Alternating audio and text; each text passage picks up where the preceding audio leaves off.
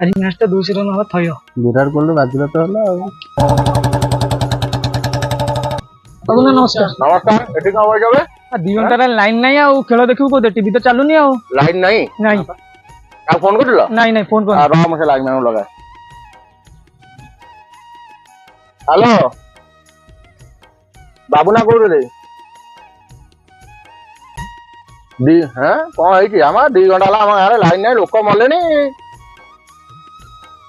ତମର ଠିକ ଅଛି? ହଉ ଆ ଦେଖିଆ। ଚାଲ ସେ ଲାଇନ ବାଲା ଚାଲ ଚलो ଫୋନ କରି चलो जी।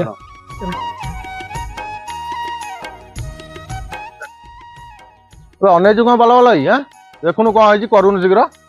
ବାବୁନା ଏବା ଫ୍ୟୁଜ କଟି ଯାଇଛି। ଆଉ ଫ୍ୟୁଜ କଟୁ, ଫ୍ୟୁଜ କଟିଲେ କଣ କାମ ହବନି? ଯା ଚଢ କର। ଜାଣିନାହିଁ ଏଟା ଟାଟା ଆସିଲାଣି, କଲ ରେଜିଷ୍ଟ୍ରେସନ ହବ, ସେ ଗାଡି ସେଠି ଆସିବ, ସେଫ୍ଟିର ସହିତ କାମ ହବ ନା ଆଉ। ସେଫ୍ଟି? ମତେ ତୁ ସେଫ୍ଟି ଦେଖାଉଛୁ? ଏଇ ଶୁଣୁ, 10,000 ଖର୍ଚ୍ଚ ହେଇଛି, କ୍ଲବରେ ଟିଭି ଲାଗିଛି, ମଦ ମାଂସ ହେଇଛି, ଛୁଆ ଖାଇବେ, ଖେଳ ଦେଖିବେ, ମୋର ଫାଇନାଲ ମ୍ୟାଚ। ଜମା ସେ ସେଫ୍ଟି ଫେଫ୍ଟି ଦେଖା ନା।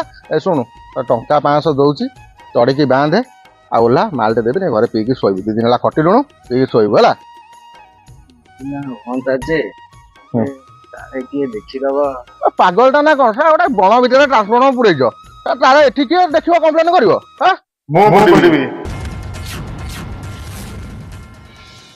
ଖାଲି କମ୍ପ୍ଲେନ ବି କରିବିନି, ଆଉ ବିନା ସୁରକ୍ଷାରେ କାମ ବି କରିଦେବି। ଦେଖ ଜଗା ଭାଇ, ପାଠଶାଠ ପିଲା, ଗାଁରେ ତମକୁ ଆମେ ଭାରି ସମ୍ମାନ କରୁ।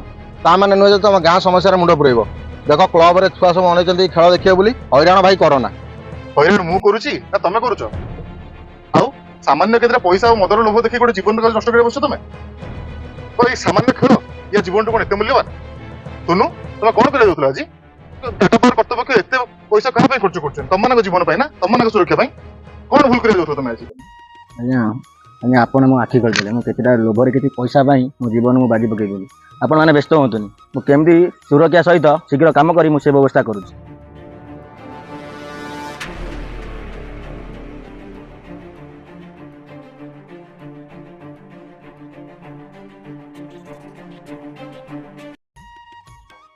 ଆଚ୍ଛା, ତମମାନଙ୍କ ଭିତରୁ ଜଗାକୁ କିଏ? ଆଚ୍ଛା, ଆପଣ ଜଗାକୁ? ଆଜ୍ଞା। ଯାହା ହଉ, ଆପଣଙ୍କ ପାଇଁ ଆପଣ ଆଜି ଗୋଟେ ସଚେତନ ନାଗରିକ ସହିତ ସଚେତନ ଗ୍ରାହକର ବି କର୍ତ୍ତବ୍ୟ ପାଳନ ଠିକ ଭାବରେ କରିଛନ୍ତି, ଯାହା ପାଇଁ ଆଜି ମୂଲ୍ୟବାନ ଜୀବନଟି ବଞ୍ଚିଗଲା। ତ ଆଜି ଆମେ ଟାଟା ପାୱାର ପକ୍ଷରୁ ଆପଣଙ୍କୁ ସମ୍ମାନିତ କରୁଛୁ। ଦେଖିଲେ ତ, ଆପଣଙ୍କ ଏକ ଛୋଟ ପ୍ରୟାସ ଏକ ନିରୀହ ମୂଲ୍ୟବାନ ଜୀବନ ବଞ୍ଚାଇ ପାରିଲା।